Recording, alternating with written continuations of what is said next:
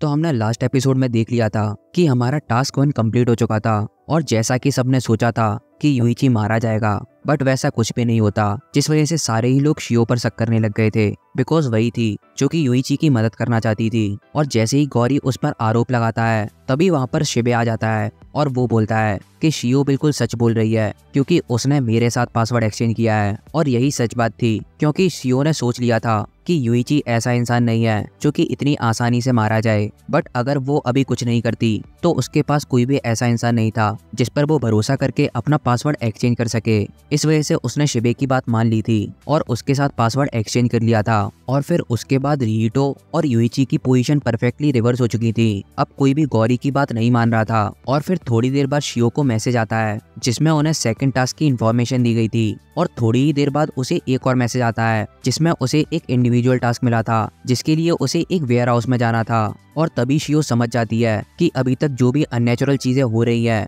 और यूइची का बिहेवियर वो किस वजह से था, वो जरूर इन इंडिविजुअल टास्क की वजह से ही होगा। और फिर जैसे ही शियो उस वेयर हाउस में अकेली जाती है तभी वो वहाँ पर देखती है कि गौरी वहाँ पर अधमरा डला हुआ था। और वो उसके पूछने पर बताता है कि यहाँ पर जरूर एक मर्डरर है जिसने उस पर पीछे से वार किया था। तो फिर अब शुरू करते हैं हमारा एपिसोड नंबर 48। गौरी शियो को बताता है और वो मन में वही सोच रहा था जो कि यूइची ने उससे बोला था कि इन दी एंड वो बस एक सुसाइड था। और यहाँ पर मौजूद सारे ही लोग इस कंक्लूजन पर पहुंच चुके हैं कि यहाँ पर कोई भी मर्डरर नहीं है। बट गौरी उसे बताता है मुझे पता है यहाँ पर कोई है, हम में से कोई एक मर्डरर है। और यही चीज शियो भी सोचती है आखिर वो कौन है। वो उससे बोलती है गौरी सान, बट ये काफी लकी हुआ क्योंकि तुम पर वेयर हाउस में हमला हुआ। तुम काफी लकी थे क्योंकि यहाँ पर काफी सारी मेडिकल सप्लाईज भी हैं। और अगर मैं इस चीज पर गौर करूं कि तुम्हारा जितना ब्लड लॉस हुआ है इसके कंपैरिजन में इंजरी काफी कम है, जिस पर गौरी बोलता है वो सिर्फ तुम्हारी वजह से पॉसिबल हुआ है। ये कल्प्रिट मुझे जान से मारना चाहता था बिकॉज मैं उसके लिए एक मुसीबत था, बट जिससे पहले कि वो मुझे पूरी तरह से मार पाता उसे तुम्हारे पास आने का एहसास हुआ और तभी वो यहाँ से भाग गया। और इसका मतलब सिर्फ यही होता है कि तुम ही वो रीजन हो जिस वजह से मैं आज जिंदा हूँ सावारागी शियो-सान। जिस पर शियो भी बोलती है नहीं नहीं, तुम्हें मुझे थैंक यू बोलने की कोई भी जरूरत नहीं है। आफ्टर ऑल वो थोड़े डाउट में थी और वो मन में सोचती है कि मैं इस चीज पर बिल्कुल भी भरोसा नहीं कर पा रही हूँ जो भी तुमने अभी बोला है। और उसकी खामोशी गौरी समझ जाता है। वो उससे बोलता है लगता है तुम्हें ऐसा लग रहा है कि ये सारी चीजें मैंने खुद अपने आप की हैं। वेल, इसमें तुम्हारी बिल्कुल भी गलती नहीं है। खैर, तुम ये सोच सकती हो कि मैं आखिर इतनी वियर्ड जगह पर ऐसे ही कैसे आ गया, और वो सारी ही बातें कि वो कल्प्रिट सिर्फ तुम्हारे आने से पहले ही भाग गया। इन सारी चीजों पर भरोसा करना काफी मुश्किल है। और तुम भी ये सोच सकती हो कि ये सारी स्टोरी मैंने खुद अपने आप बनाई हो और मैं तुम्हें अभी ये प्रूफ करने की कोशिश कर रहा हूँ कि यहाँ पर सच में कोई एक मर्डरर है जो कि काटागिरी यूइची मना कर रहा है। और जिस पर शियो भी बोलती है अनफॉर्चुनेटली तुम बिल्कुल सही हो। और वो मन में सोचती है अगर मैं इन चीजों को ऑब्जेक्टिवली देखने की कोशिश करूँ तो ये सिचुएशन बिल्कुल इसके पर्सपेक्टिव से मैच करती है। और उसी पर गौरी उससे बोलता है हाँ, प्रोबेबली मैं भी अगर तुम्हारी जगह पर होता तो बिल्कुल यही सोचता। बट हाउएवर, मैं चाहता हूँ कि तुम कामली इस सिचुएशन को अच्छी तरह से देखो।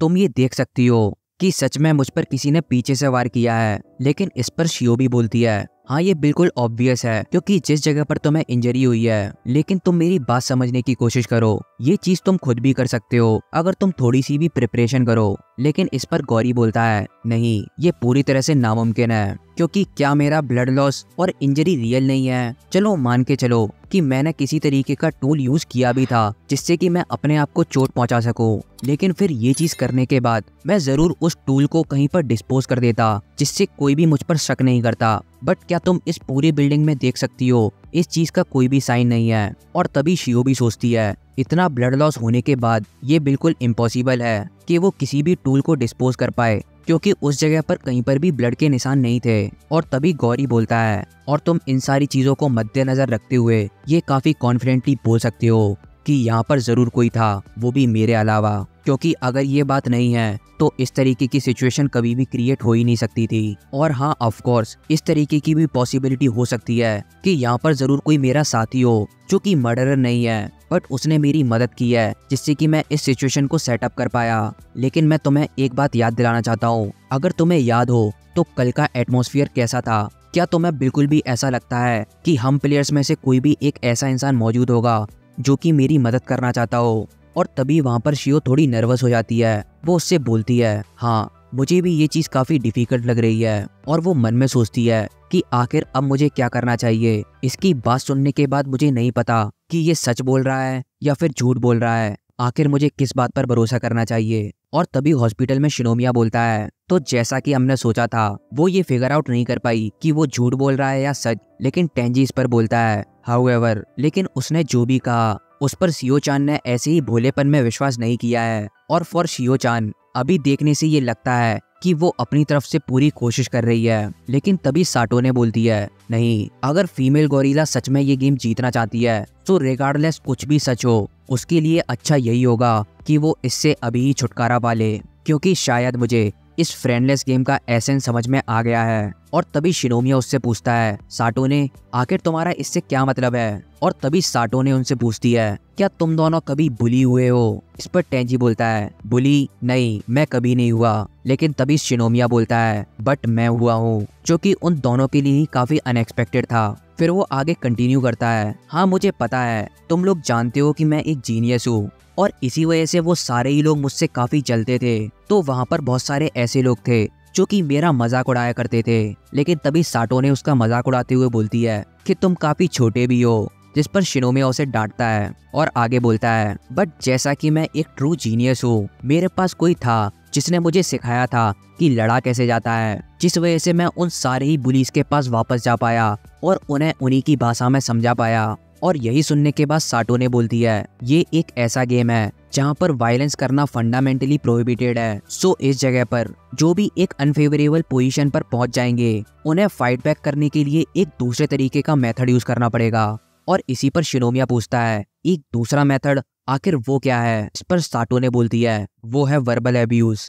एक दुनिया जहाँ पर वायलेंस करना मना है, तो अगर वहाँ पर ऐसे लोग मौजूद होंगे जो कि वर्बल एब्यूज में काफी माहिर होंगे, वहाँ पर वो जरूर राज करेंगे। और तुम लोग जानते ही हो कि फीमेल गोरिल्ला अपने मुंह से लड़ाई करने में काफी बुरी है, जिस बात पर टेंजी एग्री करता है। साटो ने आगे कंटिन्यू करती है, और अगर ऐसी ही बात है तो उस छोटी सी दुनिया में तुम्हारे पास बचने के लिए सिर्फ एक ही तरीका है, और वो ये है कि तुम जाकर ताकतवर लोगों के साथ जुड़ जाओ और वीक लोगों को अबेंडन कर दो। और यही बात को समझते हुए शिनोमिया बोलता है, अच्छा, तो तभी इस गेम को द फ्रेंडलेस गेम कहते हैं। और साटो ने आगे कंटिन्यू करती है, तो जब दो डिफरेंट ओपिनियन सरफेस पर आते हैं, तो आखिर तुम इन दोनों में से किसे चूज करोगे। इसमें तुम्हारी राइट चॉइस वो नहीं होगी जो कि सच होगा, क्योंकि वो काम ही नहीं करेगी। क्योंकि अगर तुम ऐसा करते हो तो तुम स्ट्रॉन्ग लोगों के द्वारा बुली किए जाओगे और इस गेम से एलिमिनेट कर दिए जाओगे। रिगार्डलेस ऑफ द मेरिट, तुम्हें सिर्फ उस ओपिनियन की साइड लेनी है जिस साइड पर स्ट्रॉन्ग लोग हैं, क्योंकि सिर्फ वही एकमात्र तरीका है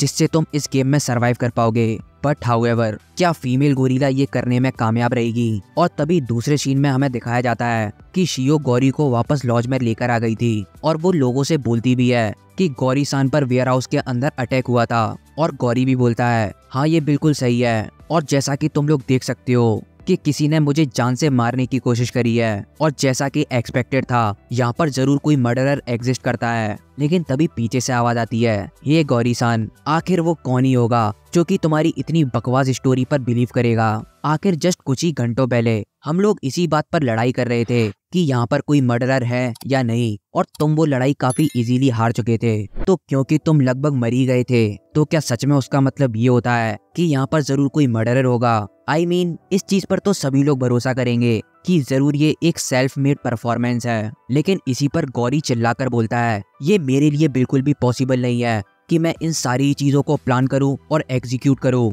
और सावारागी शियो-सान भी इस बात की गवाह है। जिस पर युइची हंसते हुए बोलता है, अच्छा, तो ऐसा है क्या सावारागी शियो-सान। जिस पर शियो बोलती है, हाँ ये बिल्कुल सच है, ये अकेला ऐसा सीन रिक्रिएट नहीं कर सकता। देखा, मैंने तुमसे बोला था ना, मैं ये सारी चीजें अकेले नहीं कर सकता था। और अगर मैं सच बोलूँ तो अगर ये वहाँ पर नहीं आती तो हो सकता था कि मैं अभी तक मर चुका होता। और तभी युइची बोलता है, अच्छा मैं समझ रहा हूँ, तो आखिर बात कुछ ऐसी है। और तभी वो शियो से बोलता है, तुमने जरूर किसी टाइम पर गौरी के साथ टीम अप कर लिया होगा। बट शियो उस पर बोलती है, नहीं नहीं, ऐसा कुछ भी नहीं है, मैं सिर्फ वही बता रही हूँ जो कि सच है और जो चीज मैंने खुद अपनी आंखों से देखी है। लेकिन इसी पर युइची भी बोलता है, अरे अरे रुको, ये बिल्कुल फाइन है, आखिरकार हम लोग तो स्ट्रेंजर्स हैं, तो तुम्हें इतने डेस्परेटली ऐसे एक्सक्यूजेस बनाने की कोई भी जरूरत नहीं है। बट शियो बोलती है मैं तुमसे बोल रही हूँ ये बिल्कुल भी एक्सक्यूज नहीं है। बट यूइची बोलता है अच्छा तो चलो मैं तुमसे ये पूछता हूँ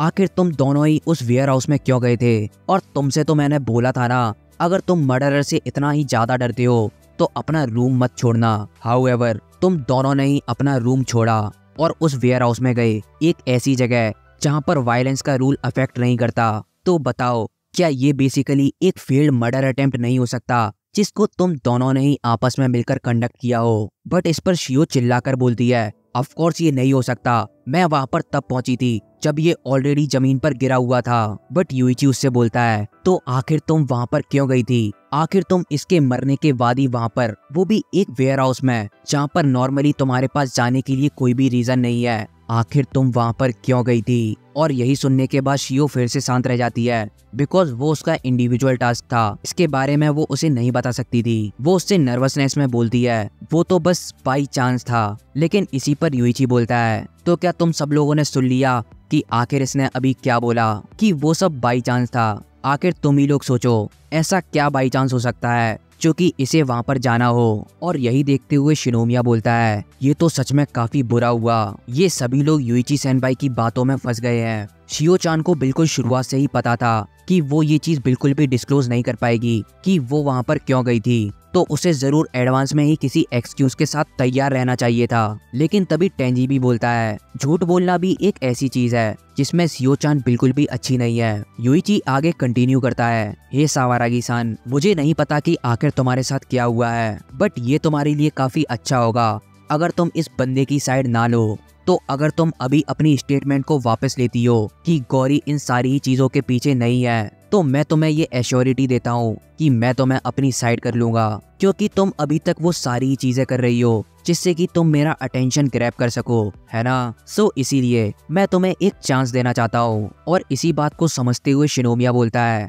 अगर हम सेनपाई की बातों का तरीका थोड़ा इग्नोर कर दें तो ये शियो चान के लिए काफी अच्छी अपॉर्चुनिटी है कि वो अभी ही अपनी साइड स्विच कर ले। जिस पर टेंजी बोलता है तो क्या ये यूइची की मदद करने का तरीका है? क्योंकि अब ये सिर्फ सावारागी शियो पर डिपेंड करता है कि आखिर वो लाइफ बोट पर बैठना चाहेगी या नहीं। शियो यूइची से बोलती है मैं तुमसे बोल रही हूँ ऐसा बिल्कुल भी नहीं है कि मैं गौरी सान की साथी हूँ। और जैसे ही यूइची उस पर बोलता है तो चलो मेरी, उसने बस इतना ही बोला था, लेकिन तभी शियो उसका हाथ पकड़ती है बेशक मैंने ये बोल दिया लेकिन मैं तुम जैसे घटिया इंसान का सपोर्ट करने से भी इनकार करती हूँ। जिस पर यूइची उससे बोलता है सो तुम ये कहने की कोशिश कर रही हो कि तुम हम दोनों में से ही किसी की भी साइड नहीं हो? जिस पर शियो भी काफी खतरनाक तरीके से बोलती है वेल अगर मुझे किसी चीज को पिक करना ही पड़े तो मैं जस्टिस के साथ हूँ। हमारे तीनों साथी भी काफी ज्यादा डिसअपॉइंट हो चुके थे बिकॉज ये out of the syllabus answer था। और तभी शियो आगे बोलती है मैं सिर्फ इतना बताने की कोशिश कर रही हूँ कि एनिमीज और अलाइज यहाँ पर मैटर नहीं करते, क्योंकि यहाँ पर सिर्फ दो फैक्ट्स हैं। पहला तो ये कि गौरी सान अकेले ही वो सिचुएशन कभी भी क्रिएट नहीं कर पाएंगे, और दूसरा ये कि मुझे भी अब ऐसा लगता है कि निशिजावा अकीरा ने सुसाइड कमिट नहीं किया था। लेकिन इस पर यूइची दोबारा से बोलता है सो तुम गौरी रिहिटो की ही साइड ले रही हो, सो बेसिकली तुम दोनों दोस्त बन चुके हो। जिस पर शियो बोलती है मैं वास्तव में उन लोगों से काफी ज्यादा नफरत करती हूँ जो हर किसी को एक अलग नाम देते हैं और उन पर इस तरीके का लेबल लगाते हैं। बट व्हाटएवर, अगर तुम ये चीज करना अभी बंद नहीं करोगे तो मुझे तुम्हारा दुश्मन बनने में कोई भी प्रॉब्लम नहीं है। और वो मन में सोचती है अब टाइम आ गया है कि हम लोग सेपरेट हो जाएं। वो आगे कंटिन्यू करती है निशिजावा अकीरा ने सुसाइड कमिट किया, ये पूरी तरीके से वियर्ड है, नो मैटर तुम इसे किसी भी तरीके से देखना चाहो। और जो लोग अभी भी इसी बात पर इंसिस्ट कर रहे हैं कि वो सुसाइड ही है, और जो लोग इसे पूरी तरह से इग्नोर करना चाहते हैं, तो मुझे उन लोगों से भी कोई दिक्कत नहीं है अगर वो भी मेरे दुश्मन बनना चाहते हो तो। नो मैटर मेरे पास कितने ही एनिमीज क्यों ना हो, but there is only one truth. जिस पर यूइची स्माइल करते हुए बोलता है ये कहना कि दुश्मन बनाना ठीक है क्योंकि तुम जस्टिस के साथ हो, तुम तो सच में काफी ज्यादा कॉन्फिडेंट हो। हाउएवर, अगर सच में यहाँ पर कोई मर्डरर एग्जिस्ट करता भी है तो क्या इसका मतलब ये नहीं हो जाएगा कि तुम्हारे पास अपने आप को बचाने के लिए यहाँ पर कोई और नहीं रह जाएगा अगर तुम सारे ही लोगों को अपना दुश्मन बना लो तो। जिस पर शियो भी बोलती है तो मैं इस चीज की चिंता करने की बिल्कुल भी जरूरत नहीं है। और तभी वो वहाँ पर रखी हुई टेबल को तोड़ते हुए बोलती है मैं अपने आप को बचाने के लिए पूरी तरह से कैपेबल हूँ। और वो मन में सोचती है आई एम सॉरी यूइची, लेकिन नो मैटर तुम्हें कोई सा भी इंडिविजुअल टास्क मिला हो, मैं अपने सेंस ऑफ जस्टिस को इससे और ज्यादा बेंड नहीं कर सकती हूँ। और तभी उस पर यूइची बोलता है, ये कितना बचकाना था, क्योंकि at the end of the day तुम अपनी बात मनवाने के लिए अपनी इस वायलेंस का ही यूज करोगी। जिस पर शियो बोलती है, क्या ऐसा है? मुझे नहीं लगता कि जो चीज मुझे प्यारी है उसको प्रोटेक्ट करने की पावर किसी भी तरीके से कोई वायलेंस है। रेदर मुझे ये लगता है कि तुम्हारी तरह वन साइडेड आर्ग्यूमेंट को जीतना ये एक तरीके का वायलेंस है। और इसी पर टेंजी बोलता है, सो इन दी एंड वो दोनों ही अब अपने सेपरेट वेज पर निकल चुके हैं। वेल ये भी एक ऐसी चीज है जो कि जस्टिस ऑब्सेस्ड शियो चान करेगी। लेकिन तभी उन लोगों के पीछे से आवाज आती है, हाउ नाइव। इस बार उसके एक्शंस को केवल इतनी ही बात से सही ठहराना बिल्कुल भी इनफ नहीं होगा। और वो अपना टोजो था, वो आगे बोलता है, उसने अभी एक काफी इम्पोर्टेंट डिसीजन बनाया जो कि इस गेम के फ्यूचर को इन्फ्लुएंस करेगा। और तभी शिनोमिया उससे पूछता है, एक इम्पोर्टेंट डिसीजन? आखिर अभी तुम किस चीज के बारे में बोल रहे हो? इस पर टोजो बोलता है, मैं अभी इस बारे में बात नहीं कर रहा हूँ कि सावारागी शियो ने ये रियलाइज कर लिया है कि काटागिरी के ट्रू इंटेंशंस क्या हैं, बट उसके डिसीजन के लिए कि उसने अपने दोस्तों को अबेंडन करने का फैसला किया for the sake of her own justice. और अब इतनी घटिया बातें बोलने के बाद अब उसके पास कोई भी तरीका नहीं बचा है जो कि उसकी मदद कर सके। और हाँ बिल्कुल, अगर तुम काटागिरी के बोलने का तरीका देखोगे तो ऑब्जेक्टिवली वो बिल्कुल ही इविल था। But on the other hand, क्या सावारागी के आर्ग्यूमेंट क्या सच में जस्टिस को रिप्रेजेंट करते हैं? और अगर तुम उन ट्रेजिक इवेंट्स को कंसीडर करोगे जो कि अब इस पॉइंट से होने वाले हैं, तो तुम सारे ही लोग उस चीज को काफी जल्दी समझ जाओगे कि इस दुनिया में सबसे ज्यादा डरावनी चीज इविल नहीं है बट वो जस्टिस है। लेकिन इस पर शिनोमिया पूछता है, आखिर तुम्हारा इस चीज से क्या मतलब है? मैंने तुम्हें ये शुरुआत में बता दिया था, है ना, कि ये एक काफी डेंजरस गेम है। ये एक ऐसा गेम है जहाँ पर सारे ही तरीके के डेंजरस इंडिविजुअल्स को गैदर करके रखा है। और दूसरे ही सीन में शियो काफी परेशानी में सोच रही थी कि बेशक मैंने जो भी किया उसके रिजल्ट में मैं पूरी तरह से आउटकास्ट हो चुकी हूँ, बट मैंने सिर्फ वही किया जो कि मुझे सही लग रहा था। और तभी उसके पास गौरी आता है और उससे बोलता है, मैं तुम्हारी मदद कर देता हूँ, और वैसे भी इस चीज में मेरी भी गलती थी। जिस पर शियो उसे मना करती है, लेकिन गौरी बोलता है, हाँ मेरी गलती थी, और मैं तुमसे एक बात दोबारा से बोलना चाहता हूँ, आई एम रियली सॉरी कि मेरी वजह से तुम्हें इतनी सारी प्रॉब्लम फेस करनी पड़ी। तुम ना ही तो काटागिरी यूइची के साथ थी और ना ही तुम कोई ट्रेटर थी। और हाँ, ये भी हो सकता है कि ये सारी चीजें तुमसे ऑल ऑफ अ सडन कहना ये तुम्हें काफी स्ट्रेंज भी लगे, बट मैं तुम्हारी बातों से काफी ज्यादा टच हो चुका हूँ कि सच के लिए आवाज उठाना बिल्कुल भी वायलेंस नहीं होती है। वो वर्ड सच में काफी ज्यादा वंडरफुल थे, वो जस्टिस वाली बात। सो प्लीज मुझे भी तुम्हारी मदद करने दो। और तभी शियो सोचती है, क्या सच में मैंने ऐसा बोला था? बट वेल ये मोर और लेस बिल्कुल सेम ही था। और तभी शियो उसके साथ हाथ मिला लेती है और गौरी बोलता है, so thank you so much Sawaragi san, मुझे अपने जस्टिस का पार्ट बनाने के लिए।